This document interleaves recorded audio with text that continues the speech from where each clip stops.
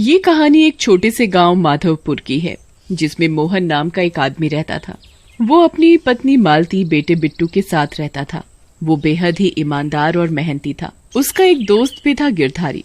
गिरधारी उसका बड़ा ही अच्छा दोस्त था। गिरधारी मोहन से अधिक कमा लेता था, लेकिन कुछ दिनों से मोहन का काम बढ़िया चल रहा था और वो अच्छा कमा भी रहा था। इसी वजह से गिरधारी को मोहन से जलन होने लगी थी। फिर एक दिन गिरधारी अपनी पत्नी माया से कहता है, अरे भाग्यवान, मुझे समझ नहीं आ रहा ये मोहन कितना गरीब था।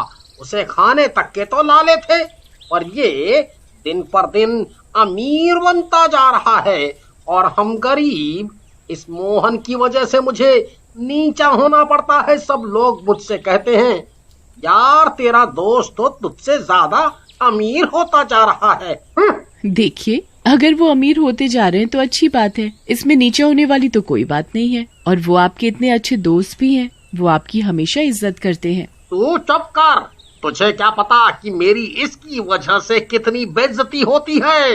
हर कोई मुझे ही आकर सुना जाता है। गिरधारी की पत्नी माया उसकी बात सुनकर कुछ नहीं बोलती।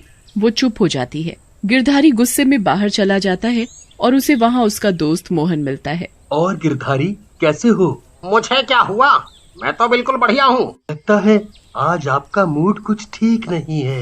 नहीं तो मैं बिल्कुल ठीक हूँ। तभी मोहन गिरधारी से उसके काम के बारे में पूछता है। और यार, तेरा काम धंधा कैसा चल रहा है?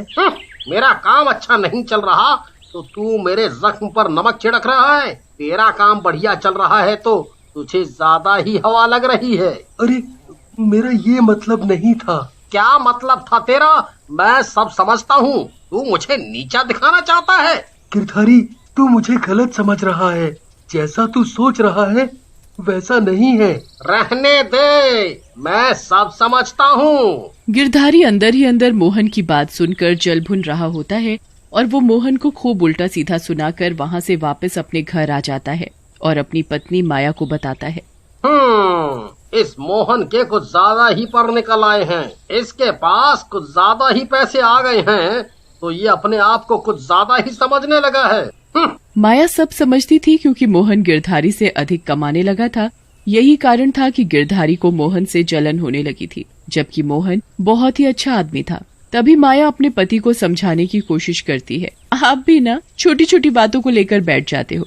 जाने दो, कोई बात नहीं। अभी हमारा काम ठीक से नहीं चल रहा है, पर ऐसा नहीं है कि चले ही ना। आप परेशान ना हो, सब ठीक हो जाएगा। अब आप आराम से बैठकर खाना खा लो और ज्यादा मत सोचो। फिर माया गिरधारी को खाना परोस कर देती है।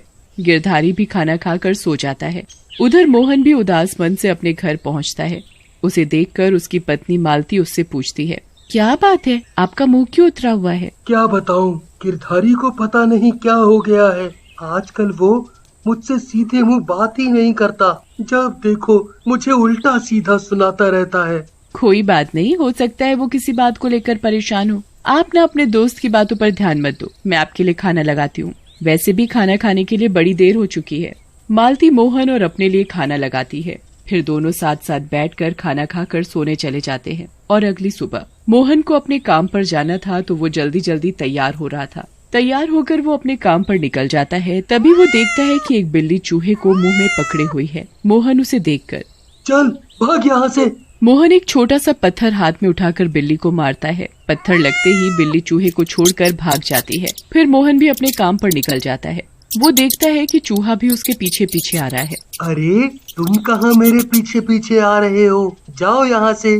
पर चूहा नहीं जाता। ये देखकर मोहन चूहे को उठा लेता है और अपने साथ ले जाता है। इसी तरह चूहा मोहन के साथ मोहन के घर में रहने लगता है। वो उनका बड़ा ही अच्छा दोस्त बन जाता है। ऐसे ही मोहन की जिंदगी बड़े आराम और प्यार से गुजर रही थी। पर एक दिन गिरधारी को मोहन से जलन होने की वजह से वो उसे मारने की तरकीब सोचने लगता है। इस मोहन को तो ठिकाने लगाना ही पड़ेगा, पर कैसे?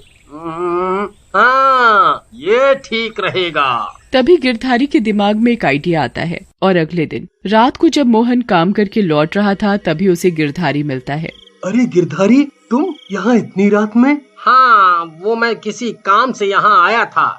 गिरधारी मोहन को अपनी बातों में उलझाकर उससे बातें करता रहता है। तभी वो मौका देखकर उसे मार डालता है और उसकी लाश को दूर जंगल में ले जाकर एक गड्ढे में गाड़ देता है और वहाँ से चुपचाप आकर अपने घर में आ जाता है। उसे देखकर उसकी पत्नी माया बोलती है, क्या बात है, आप इतने घबराए हुए क्यों लग रहे हैं? नहीं तो कुछ तो नहीं है, कुछ तो नहीं है। वो बिना खाना खाए चुपचाप सो जाता है। ये सब देखकर माया को कुछ अजीब सा लगता है। पता नहीं मुझे कुछ ठीक सा क्यों नहीं लग रहा है, ये भी कुछ घबराए हुए से लग रहे हैं। ऐसा तो कभी नहीं हुआ जो ये बिना खाना खाए सोए हो। उधर मोहन की पत्नी भी परेशान हो रही थी कि उसका पति मोहन अभी तक घर नहीं आया। ऐसे ही पूरी रात निकल जाती है और सुबह हो जाती है। और अगले दिन माया गिरधारी को बताती है, मोहन कल रात से गायब है, उसका कहीं पता नहीं चल रहा। तुम्हें कुछ पता है मोहन के बारे में? गिरधारी हड़बड़ा कर कहता है, मुझे कैसे पता होगा, वो तो मुझसे बात ही नहीं करता। और तुम मुझसे ये सब क्यों पूछ रही हो? मैं तो आपको बता रही थी और कुछ नहीं, पर आप मोहन की बात सुनकर घबरा क्यों गए? कल रात भी आप बहुत डरे और घबराए हुए लग रहे थे। तुम कहना क्या चाहती हो? कुछ नहीं, मैं तो बस ऐसे ही कह रही थी, मोहन आपका दोस्त है ना, बस इसलिए। तू ज्यादा दिमाग मत लगा और अपने काम से काम रख। माया मन में सोचने लगती है, मुझे ऐसा क्यों लग रहा है कि कुछ तो बात है जो ये मुझसे छुपा रहे हैं, पर क्या? इतने में रात हो जाती है। उधर मोहन मरने की वजह से एक भूत बन चुका होता है और वो अपने घर पहुंचता है। वो देखता है कि उसकी पत्नी मालती का रो रो कर बुरा हाल था। तभी उसे देखकर उसका पालतू चूहा उसके पास आता है। वो पालतू चूहे को दिखाई दे रहा था। तभी भूत अपने पालतू चूहे के अंदर घुस जाता है और आधी रात को वो घर से निकलकर एक बड़े चूहे का रूप ले लेता है, जो दिखने में बड़ा ही डरावना था। और वो सीधा गिरधारी के घर पहुंचता है। वो देखता है, इसने मुझे मारा, मैं इसे छोड़ूंगा नहीं, मुझे मार कर खुद चैन की नींद सो रहा है। तभी भूतिया चूहा गिरधारी के ऊपर चढ़कर बैठ जाता है, जिसकी वजह से गिरधारी की आंख खुल जाती है। अरे बचाओ, अरे बचाओ, इतना बड़ा चूहा ये कहां से आ गया? भाग यहाँ से, भाग! गिरधारी भूतिया चूहे को भगाने की बड़ी कोशिश करता है, पर वो इतना बड़ा होता है कि उसे गिरधारी तो क्या कोई भी नहीं भगा सकता था। इतना बड़ा चूहा देखकर गिरधारी का तो दम ही निकल रहा था। वो अपनी पत्नी माया को आवाज लगाकर जगाता है, माया उठो, उठो माया, माया उठो। क्या हुआ, इतना शोर क्यों मचा रहे हो? तुम्हें इतना बड़ा चूहा दिखाई नहीं दे रहा? कहाँ है चूहा? बड़ा चूहा वापस छोटा हो जाता है। तभी माया गिरधारी से कहती है, इस छोटे से चूहे से डर रहे हो? हैं? अभी ये बहुत बड़ा चूहा था। हाँ? तुम भी ना, तुमने कोई बुरा सपना देखा होगा जो ये छोटा सा चूहा बड़ा दिखाई दे रहा है। चुपचाप सो जाओ और मुझे भी सोने दो। ये कहकर माया सो जाती है, पर गिरधारी को तो नींद नहीं आ रही थी। चूहा फिर से बहुत बड़ा बन जाता है और गिरधारी को पकड़कर घसीटता हुआ ले जा रहा होता है। गिरधारी चिल्ला रहा होता है, मुझे छोड़ दे, मुझे छोड़ दे, कहाँ ले जा रहा है? अरे कहाँ ले जा रहा है? तभी वहाँ से जाते हुए बड़े चूहे को एक आदमी देख लेता है और डर कर छिप कर देखने लगता है। अरे बाप रे, इतना बड़ा चूहा ये कहाँ से आ गया? और ये गिरधारी को क्यों घसीट रहा है? बाप रे, इतना बड़ा चूहा, ये तो कोई भूतिया चूहा लगता है। ये सही कह रहे थे, अब मैं क्या करूं? इन्हें इस चूहे से कैसे बचाऊं? तभी माया दौड़कर गांव में रह रहे एक तांत्रिक को बुलाकर लाती है और उसे सारी बात बताती है। तुम चिंता मत करो, मैं अभी पता लगाता हूँ वो चूहा कौन है। तांत्रिक अपने कमंडल से गंगा जल को हाथ में लेकर मंत्र पढ़ता है और उसके मंत्र पढ़ते ही भूतिया बड़ा चूहा उसके सामने था।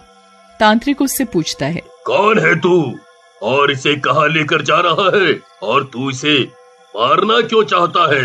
मैं इसे वहीं ले जा रहा हूँ जहाँ इसने मुझे मारा था। तभी बड़ा चूहा अपने असली मोहन के रूप में आता है। तुम इसे छोड़ दो, तुम एक नेक दिल इंसान हो। नहीं, मैं इसे नहीं छोड़ूंगा। मैंने इसका क्या बिगाड़ा था? मैं तो इसका अच्छा दोस्त था, हमेशा इसका भला ही सोचा था, पर इसने मेरे साथ क्या किया? मुझे ही मार डाला। जब तक मैं इसे मार नहीं दूंगा मुझे शांति नहीं मिलेगी। इसकी सजा इसे कानून देगा। ओम नमः शिवाय। तभी पुलिस भी वहां आ जाती है और गिरधारी को पकड़कर ले जाती है। तांत्रिक भी मालती को बुलाकर उसका अंतिम संस्कार करवाता है, जिसकी वजह से भूतिया बड़े चूहे को मुक्ति मिल जाती है।